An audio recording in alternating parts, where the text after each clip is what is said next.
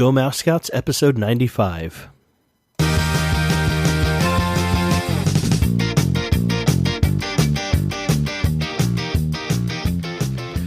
You're listening to Go Mouse Scouts, where we're dedicated to helping you and your kids have a great time at the Disney parks.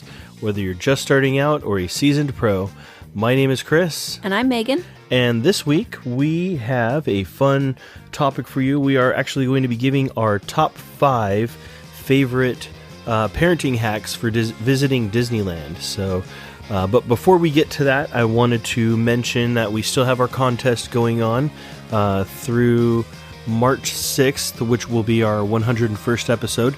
And we only have 10 people who have entered so far for our $40 value Disneyland grab bag kind of thing.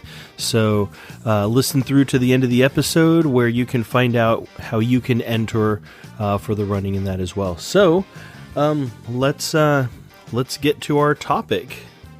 So usually whenever I start things off, I'm usually kind of jumping the gun and assuming things. I say, we're going to start talking about this, and you say, but wait, first, there's something. Do you have a something? No, not today. Okay. So our top 5 favorite parenting hacks for visiting Disneyland. So we're gonna go through these. We're gonna start at 5 and kind of go down to 1, kind of the top 10 that David Letterman does. Does he do them reverse too? Yeah, and then he goes down to the first one. That way, it kind of gives build up, right? If that's only the 5th, then this one was pretty good. What's the next one going to be? And then what's the next one going to be? Is that what the purpose of that is? Yeah, it's to build suspense. Oh.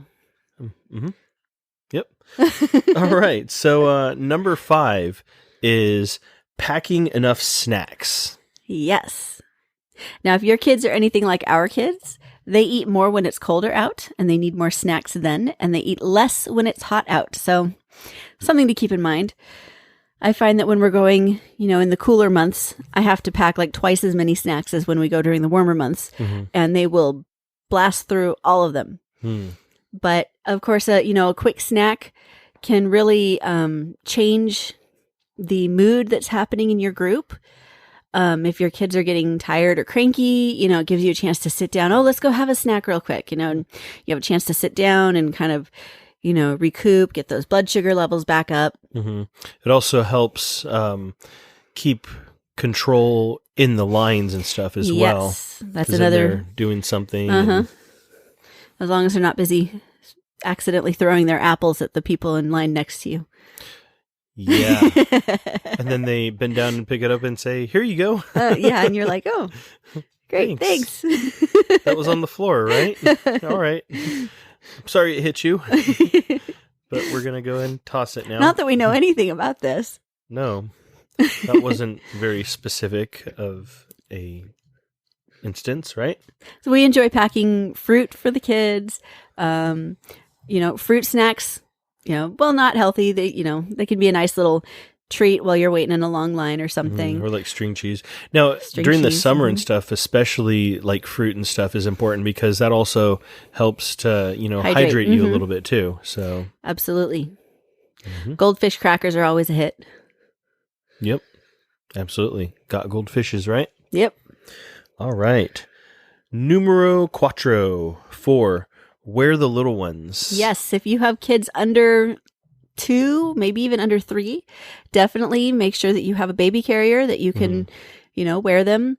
After they can sit up well, they can go on your back so that it's not, going to be hurting your back as much to have them, or it shouldn't be hurting your back at all, but, right. If you're doing having it right. them on the front, especially as they get heavier, can cause you some back pain. Once they can sit up well, they can go on your back, which, is usually around 6 months or so. And it keeps them close. You know exactly where they are. They can sleep easily. They can see things. They're up there at eye level with everybody. I think we've talked about baby wearing before, but that's definitely the best way, I think, to manage small children. I'm pretty sure we have. So go and look into our archives if you're interested in hearing more about baby wearing. And I think we also give some of our recommendations on some of our favorite carriers and stuff that we use. And I even wear them too. Yep. Absolutely. So dads, You can wear your kids. Oh, yeah, you can. All right. Being flexible, number 3. Yes. Because, of course, especially with kids in tow, things are not going to go the way that you wanted. I think I have trouble with this one. Sometimes you do. Yeah. You know, the kid throws a tantrum and then, like, you hold on to it for the next 3 hours. You're like, oh, man, I can't believe they did that. It's probably for the next because I haven't had an apple or something, right? Probably. My kid's over my it. blood sugar is down. I'm over it. We've moved on with the day, and you're still all... Have a Snickers, right? Yeah. You're not the same when you're hungry. What was the commercial? I can't remember. You're not you when you're hungry? Something like that. Yeah. Anyway, you know, you never know which rides might be temporarily shut down or... You know, of course, check for the scheduled refurbishments, but, you know, rides do break down. It happens. Right. So you don't want to end up, you know, you're just like, this has got to be the next ride. And you show up to it and it's closed. Or the wait, you know, is an hour and a half and you weren't prepared to wait for an hour and a half for it. And, you know, be flexible, be ready to adjust, you know, your expectations, adjust your schedule. Maybe if you're, you know, you've got a hotel room down there, maybe right now you need to go back to the hotel room and have a nap because everybody's just done for now. Are you talking about me or the kids? Both. Oh, man. Yeah. Or swim in the pool or something. Exactly. Yeah. But be ready to change, you know, the plans that you had. Mm-hmm. Well, one of the tips that comes to mind from a friend, I actually did an interview with him a while back, Ryan Monette from the Q podcast. One of the tips he had was, you know, if you're staying, you know, and doing multiple days at Disneyland, to wake up early and, you know, get there for rope drop and do everything you can, and then come back during the middle of the day to, you know, rest, relax and stuff, and, you know, maybe even take a nap, and then go back out there and close out the park, you know, and so you're doing like the early morning and the late night. That's one way you can, you know, maximize your time. Of course, with kids, you know, I mean, again, be flexible. Yeah, definitely. Yeah, that we tried that at Disney World, and that just didn't work for me. Oh, the going back to the hotel room and okay, yeah. You know, by the time we got back to the hotel room, everybody was all like rowdy again and not tired, and you were the only one who took a nap, and I'm busy trying to keep the kids quiet and entertained. You don't nap. No, so I don't nap. You don't take after your mother. No. You take after your father who doesn't nap. Yeah, I do not. I do not nap. Yeah. All right. Number 2, slow down. Slow down. This is the one I have trouble with. Yes. I'm like, no, we can't stop to watch this show. We have to go on another ride. No, you can stop and watch the show because that's part of it. They're all called attractions. When you rush through things, well, those are technically called entertainment. Well. Okay, so there's you cutting me off. All right, there you go. So yeah, this is the one I have trouble with. This is, you know, I tend to focus too much on the actual rides and not on everything else that's around. And of course, you know, when we rush, we miss things. And yeah, and I'm the one with I know, you're like, the camera. Let's stop and watch this group play. And I'm like, oh. Or we're walking down Main Street. But I want to go do this while the line is short. And I'm like looking at the windows on Main Street and like all of the, you know, all of the things that Disney has created for us to like enjoy. And, you know, I mean, everything is part of the magic, you know? So, and it's funny because we have been, or I guess maybe I mostly have been watching like, you know, Disneyland Secrets YouTube videos and stuff. And they're talking about all kinds of cool things like there's a brick wall that has different kinds of bricks in it because, you know, they were testing out different bricks and like different patterns and stuff like that. And, you know, little things that, you know, are interesting to me.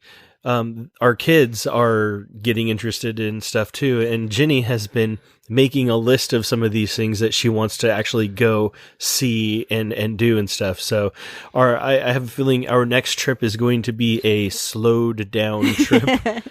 Well, I'll probably appreciate that. I'm getting slower. As the baby's getting bigger. Yeah. Right? Yep.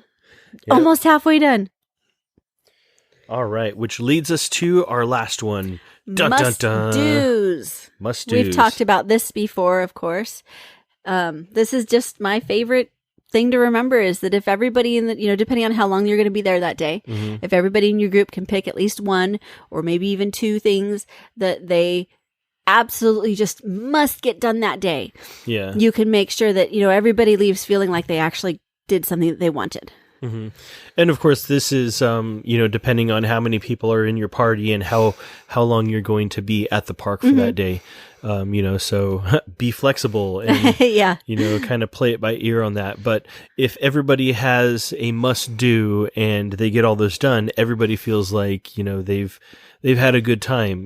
They got done what they absolutely had to do. They've been listened to, and they've been able to, that I got to do something I wanted to do. Even if nobody else in the group wants to do it, you do that thing that one person wanted to do, and everybody leaves happy. Yeah, Jenny was saying something about me not really listening. I don't know. I wasn't really paying attention, but I stole that joke. Yes, you did. Yeah, cribbed so bad. All right, so I think that pretty much covers our top 5. So let's review here. Number 5, packing enough snacks. Number 4, wearing the little ones. Number 3, being flexible. Number 3, being flexible. Number 2, slowing down. Number 3, being flexible. And number 1, must do's. So yeah. Well, that pretty much wraps up this episode. Now, at the beginning of the episode, I did mention that we are having our Disneyland grab bag giveaway, and it's worth about $40 worth of stuff, and there's some cool things in there from like the 60th anniversary diamond celebration, and just some really cool things that are Disneyland specific, really. And here is what you can do to enter. Since we're going to have a contest, we decided we're going to use it to try and build our Facebook group. And basically that's a place we're trying to build a community around what we're doing with Go Mouse Scouts. And so we've created this group, which you can find by visiting gomousescouts.com/FB group. And it's a private group, which means you'll have to request to, become a member, and, we'll let you in. But to enter the contest, what we want you to do after you become a member is to add a friend and then go into the pinned post at the top of the Facebook group. And if you're looking at this on your phone, it's not as evident, but you'll find a little thing that says view pinned post. So what you do is you add a member and then tag them in that pinned post, which will be about the contest. And each person that you add and then tag will be an entry into the contest, and we will announce the winner on our 101st episode. So come and join in. It's a lot of fun, and bring your friends. So with that said, you can email us at fun@gomousescouts.com. We also have our website, which is www.gomousescouts.com. And we look forward to seeing you guys online. Take care.